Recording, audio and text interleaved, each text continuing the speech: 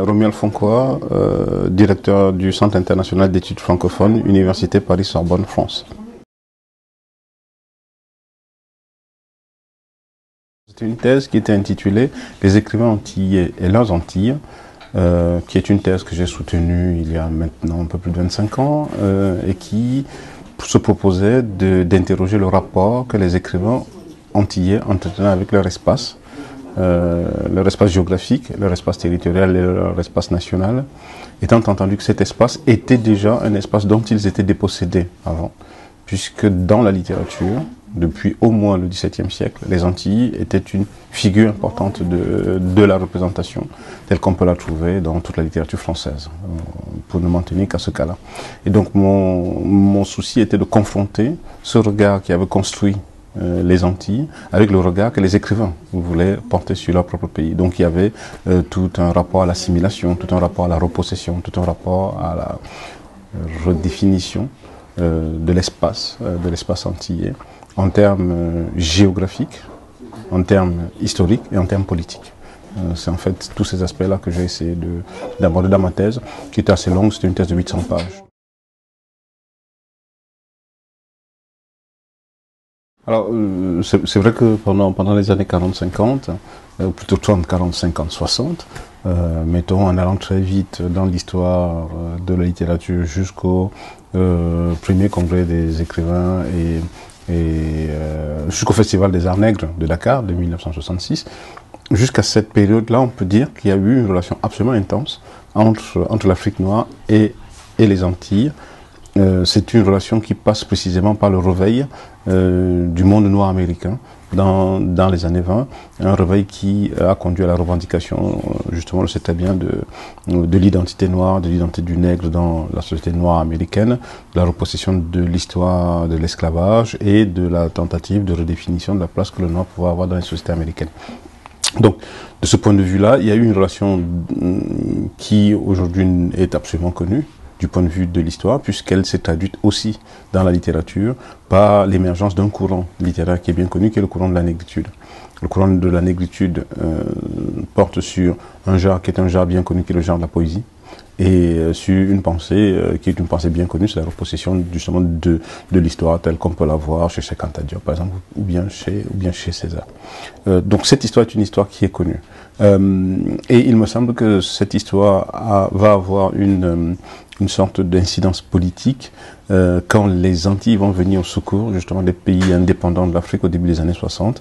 Je songe ici à la présence des Haïtiens par exemple au Cameroun, au Congo en particulier et au Sénégal, et je ne dirais la Guinée bien sûr, ou bien du Mali, et je songe aussi à la présence des Martiniquais et des Guadeloupéens en particulier dans le domaine de la santé, de l'éducation ou bien de la culture, puisque ceux-ci vont apporter leur contribution au développement de l'Afrique. Donc ces intenses relations-là sont des relations qui ont permis en quelque sorte de reconnaître en Afrique noire l'importance des Antilles et de connaître aux Antilles l'Afrique comme étant le berceau de l'humanité, l'origine des nègres antillais, et toutes ces questions-là sont connues. Depuis le début des années 70, on a le sentiment qu'il y a comme une sorte d'histoire parallèle qui chemine entre d'un côté l'histoire de l'Afrique noire et de l'autre l'histoire des Antilles et d'Haïti, encore un peu plus, comme une sorte de séparation qui est liée à la fois au fait que les écrivains ne se parlent plus entre eux, il n'y a plus d'histoire commune, il n'y a plus de préoccupations communes, il n'y a même pas d'intérêt commun, il n'y a même pas, si je dis, de problématiques communes qui sont partagées par la plupart de ces intellectuels ou de ces écrivains. Soit parce que ces problématiques-là ne sont pas des problématiques connues des uns et des autres, soit parce que c'est des problématiques qui ne sont plus intéressantes pour les uns et pour les autres. Et cela se traduit, me semble-t-il, assez clairement au début des années 80, par l'avènement de deux phénomènes auxquels il faut être attentif. Un, c'est le phénomène de la créolité qui ne va pas avoir du tout de répercussions en Afrique noire, un peu comme si les écrivains, par exemple, de la créolité ne comprennent rien du tout au monde africain, ce qui est vrai, soit dit en passant, et comme si, effectivement, les problèmes qui étaient des problèmes antillais en tant que tels, c'est-à-dire leur rapport, par exemple, à la France, leur rapport à l'identité française, leur tentative de reconnaissance par la société française étaient des problèmes que les Africains ne comprenaient plus. Donc il y a comme une sorte d'évolution en parallèle de ces sociétés. Le second phénomène, c'est le phénomène du Rwanda. Le phénomène du Rwanda a été peut-être le moment où, au début des années 90 à peu près, un certain nombre d'écrivains africains se sont retrouvés dans une sorte de volonté commune de tenir un discours qui est un discours commun. On n'a pas vu à leur côté des écrivains antillais, ni haïtiens, ni martiniquais, ni guadeloupéens. Je ne veux pas dire que ceux-ci n'en ont pas parlé. Quand on regarde l'œuvre de Glissant, par exemple, on sait qu'il est assez attentif à cela. Quand on regarde l'œuvre de Confiant, même si c'est pas toujours aussi évident, on s'aperçoit qu'il a été assez sensible à la question. Je ne dis rien de Chamoiseau, ils ont tous été sensibles, mais chacun à leur manière, chacun dans leur coin. Alors, ces deux phénomènes ont conduisent sans doute à pouvoir se poser la question de savoir si finalement les relations entre ces deux littératures n'avaient pas cessé d'être des relations collectives ou devenir des relations individuelles. Je pense qu'il y a des partages de préoccupations communes entre des écrivains qui sont des écrivains issus de ces territoires et des écrivains, enfin issus de ces territoires antillais et des écrivains qui sont issus d'autres territoires qui sont des territoires africains. Moi je songe ici en particulier au rapport qu'entretient Mabankou par exemple et Daniel Laferrière. Je crois qu'entre les deux, il y a comme une sorte de partage de préoccupations communes du point de vue de la littérature. Je songe ici aux relations qui ont pu lier à un certain moment donné Abdourahmane Ouaberi, par exemple, et Louis-Philippe d'Alembert. Bon, il y a là, oui, des relations qui peuvent être des relations communes, mais on sent très bien que malgré tout, même si l'intensité des relations sont fortes, et on peut en trouver des traces dans la littérature, dans les œuvres, qui se répondent, qui s'interpellent, malgré tout, voilà, on a peut-être perdu, dans l'histoire de l'Afrique noire et dans l'histoire des Antilles, on a perdu cette sorte de magnétisme, ou alors cette sorte de force commune qui permettait justement à un certain moment donné à ces écrivains de pouvoir parler d'une seule voix en tant qu'écrivains de l'Afrique noire et des Antilles. Ils peuvent parler parfois dans des voix qui sont des voix diverses. Je songe ici par exemple à la littérature monde, comme on a retrouvé un certain nombre d'écrivains africains et d'écrivains antillais, mais ce sont toujours les mêmes, finalement, que l'on a retrouvés dans ces mouvements-là, ou dans ces manifestes-là, mais on voit bien que malgré tout, ils ne conduisent plus des politiques qui seraient des politiques littéraires communes. Malgré tout, on voit bien que ils ne sont pas à la barre, voilà, des préoccupations qui sont des préoccupations collectives, comme ça a été le cas de Senghor et de Césaire, par exemple. Ils étaient à la barre. Voilà. Là, ils ne sont pas à la barre. Non, ils n'y sont pas. Ça peut être discutable, mais c'est un constat.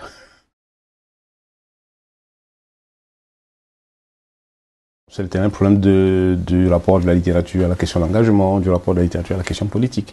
Je sais que dans plusieurs lieux, dans de nombreux travaux, dans certains commentaires liés à la littérature africaine contemporaine, des travaux consacrés à certains auteurs contemporains, on fait la critique des auteurs africains en particulier de ne plus s'intéresser à la politique. Moi je le sais très bien, je sors encore il y a une semaine d'une HDR où un certain nombre d'écrivains africains contemporains n'ont pris pour leur grade sur la question politique.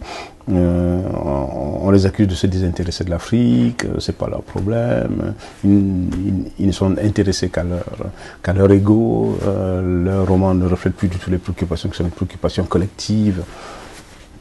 Oui, on peut voir le problème comme ça. Moi, je le vois pas comme ça. Personnellement, je le vois pas comme ça. Je pense que la littérature n'est tributaire que de la politique qui a cours au moment où elle a cours, la littérature. La littérature ne peut pas inventer la politique qui n'existe pas. C'est pas possible. Si les écrivains de la négritude ont été si sensibles à la question politique, c'est parce que la question politique était la question du moment. La question prégnante. Ce sont les indépendances en Afrique noire, c'est la revendication de l'identité, c'est le refus de l'esclavage, c'est la contestation de la domination occidentale. Toutes ces questions-là étaient des questions prégnantes dans les années 40, 50, 60, 70. Cela était même, si j'ose dire, la seule et vraie question qui était posée. Aujourd'hui, ces questions ont disparu en tant que telles. Je ne dis pas qu'elles ne sont pas, qu'elles n'existent pas. La question de la domination occidentale existe toujours. Il suffit, n'est-ce pas, de regarder telle ou telle situation dans le monde pour pouvoir s'en rendre compte. Je ne dis pas que la question politique est absente. Je dis simplement que la manière par laquelle on aborde la question politique aujourd'hui est telle qu'il ne faut pas demander aux écrivains d'être plus sensibles à ces questions-là que de le sont ceux qui auraient pu être sensibles à cette question, c'est-à-dire le peuple lui-même. Les écrivains ne peuvent pas parler au nom du peuple qui ne parle pas au nom de la politique. On ne peut pas leur demander de faire ce qu'ils ne peuvent pas. Du coup, il faudrait regarder la littérature pour ce qu'elle est, du point de vue de la pratique politique qui est celle des écrivains, ou d'une certaine façon du point de vue des opinions politiques qui sont celles des écrivains. Et je crois qu'ils ne devraient pas rougir, si j'ose dire, pour les uns et les autres. Ils ne devraient pas rougir de leur rapport à la politique. C'est un rapport qui est celui que la politique entretient aujourd'hui en Afrique noire. Voilà, c'est tout. Un roman comme celui de Bougar Sarr, qui est le dernier roman que vient de publier, enfin un des derniers romans que vient de publier Présence africaine et qui a reçu l'année dernière le prix Kourouma du Salon du Livre de Genève, c'est un ouvrage qui est engagé du point de vue de la dénonciation de ce que c'est que l'islamisme en Afrique et de ce qu'il est en train de devenir. Et c'est vrai que c'est un roman qui a reçu ce prix-là parce que précisément, il a été perçu par le jury comme étant en pointe sur les préoccupations qui étaient les préoccupations de l'Afrique contemporaine. C'est vrai que l'Afrique noire aujourd'hui connaît un vrai problème, qui est celui justement de la dérive islamiste, de l'importance djihadiste, de ces groupuscules qui d'une certaine façon remettent en cause ce que je pourrais appeler la stabilité des pouvoirs politiques en Afrique, et qu'on est en train de basculer de ce qui était peut-être l'avènement d'une démocratie réelle vers ce qui est le retour à une dictature, pour des raisons qui seraient justement des raisons de sécurité. C'est quand même assez amusant, si j'ose dire, de constater qu'aujourd'hui, en Afrique noire, on est en train d'accepter qu'un certain nombre de chefs d'État prolongent ce maintien au pouvoir, précisément en s'appuyant sur la question de la sécurité, que ça ne gêne personne. C'est la question du moment. C'est la préoccupation du moment. Donc ce type de roman qui porte sur la préoccupation du moment, oui, a le vent en poupe. C'est normal. Mais je pense que c'est... Oui, c'est pour le moment, c'est ça. Je ne dis pas que ça risque de ne pas durer, c'est pas ce que je suis en train de dire, mais je dis que le romancier a justement l'intelligence de surfer sur les problématiques du monde.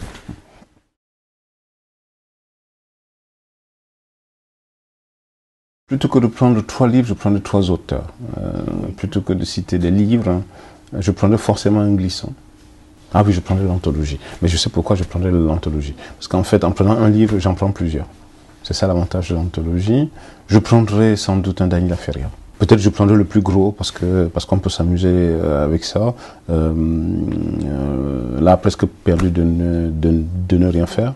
C'est bien parce qu'en fait, il y a plusieurs chapitres comme ça permet de passer le temps. Et puis on peut s'arrêter, recommencer. Ça c'est certain. Je prendrais Mémoire d'un porc épique de Mabonko. Ou peut-être vers cassé. Ça dépend si je tombe sur l'un ou sur l'autre parce qu'il y a une catastrophe ou pas. Voilà. Mais je dis ça demain, je pourrais dire que je prendrai un Samy Tchak ou je prendrai Abdourahmane Waberi ou je prendrai une Véronique Tadjo. C'est peut-être pas 3 auteurs qu'il faut, c'est 3 valises qu'il faudrait.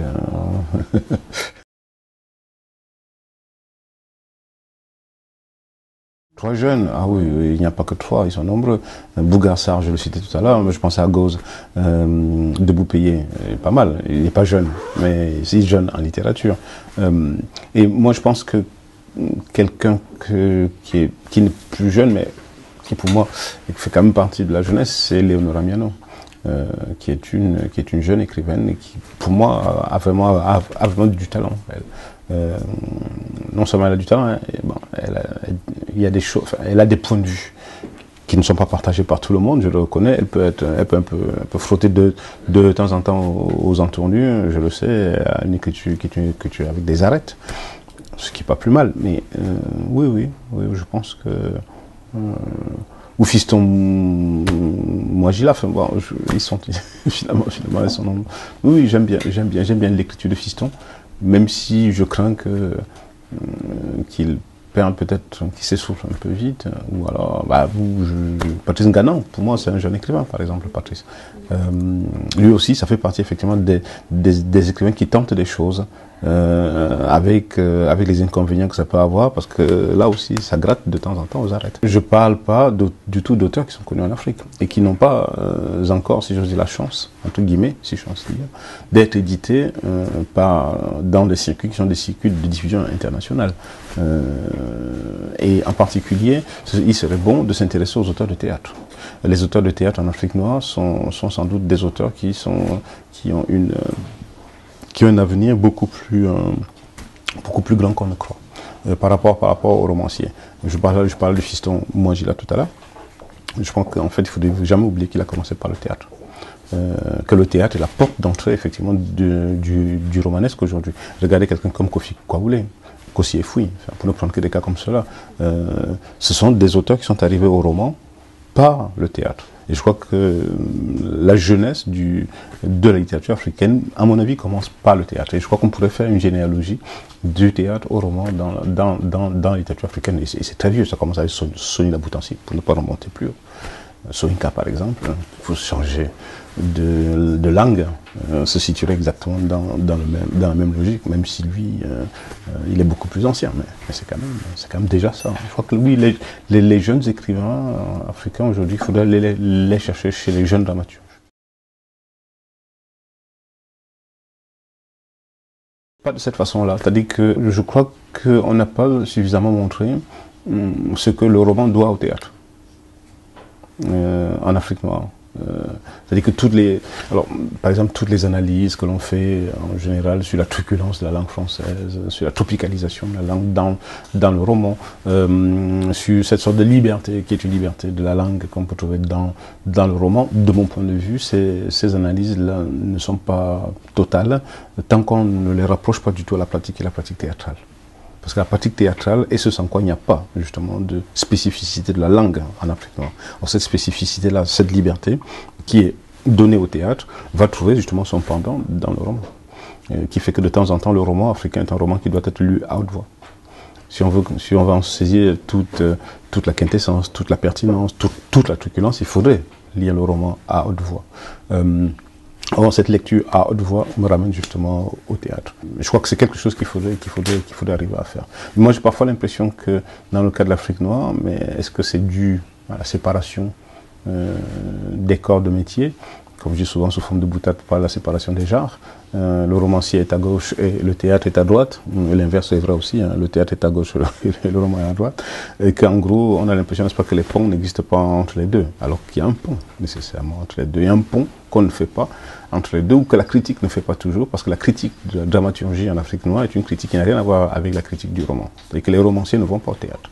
Les critiques du roman ne vont pas beaucoup au théâtre. Moi, je connais des spécialistes de littérature africaine, de romans, d'essais, qui ne mettent pas les pieds au tarmac, par exemple, qui ne savent même pas où se trouvent les pièces de théâtre. Et je connais des spécialistes de théâtre en Afrique noire qui ne savent même pas où se trouvent les prix du roman. Bon, un peu comme s'il y avait comme ça une sorte de division du travail de la critique littéraire, ou bien de la pratique division du travail de la critique littéraire qui tentait de reproduire la division du travail de la pratique de la littérature.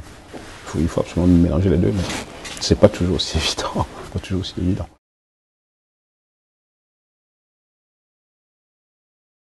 Oui, bien sûr. Par exemple, alors moi je prends un cas que je citais il n'y a pas longtemps, c'est Oxmo Puccino. Pour moi, Oxmo Puccino, par exemple, ça fait partie du roman, parce qu'il a écrit des romans, Oxmo. Mais simplement, les romans de Oxmo, on ne les comprend pas tant qu'on ne rappelle pas qu'il est slammer. On ne les comprend pas tant qu'on ne rappelle pas qu'il est musicien, et qu'en fait, la musique, le slam chez lui, sont des conditions justement de production du roman. Il produit le roman à la manière du slam. Donc il faudrait bien lier absolument les deux, sinon on ne comprend pas. Et Fiston, c'est encore ça, voilà. C'est un peu ça aussi, Fiston Mouadjila. Et la manière de saisir les personnages, de les construire, de les mettre ensemble, de les faire dialoguer, est une manière qui, au fond, déjoue complètement toutes les pratiques, sont des pratiques romanesques anciennes, traditionnelles, contemporaines en Afrique. Précisément parce qu'il y a cette dimension qui est justement une dimension théâtrale.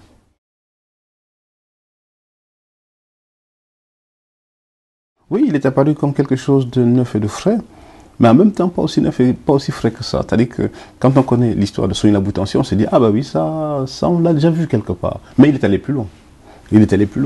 Il y a une fraîcheur chez Fiston, il y a une légèreté en plus qui ne se comprend que si on se souvient qu'il vient du théâtre. Et qui ne se comprend en plus que si on se souvient qu'en Afrique noire, le roman est spectacle. Ce qui n'est pas du tout le cas traditionnellement dans ce que je peux appeler le roman traditionnel français. Le roman est spectacle. C'est spectaculaire. Il faut faire une mise en scène des mots, il faut faire une mise en scène de la parole, il faut faire une mise en scène des personnages. Mais au vrai sens du terme, c'est-à-dire qu'en gros, il faut les mettre sur la scène Et à ce moment-là, oui, faire que le roman soit précisément une mise en scène, un spectacle, vrai.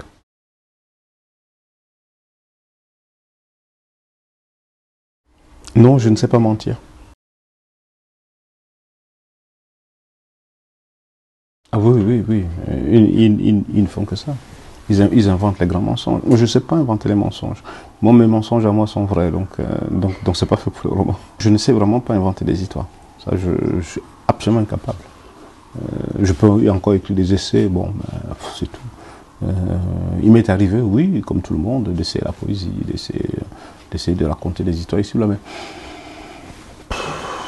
non, c'est pas mon trip. En revanche, oui, les analyser, il n'y a aucun problème.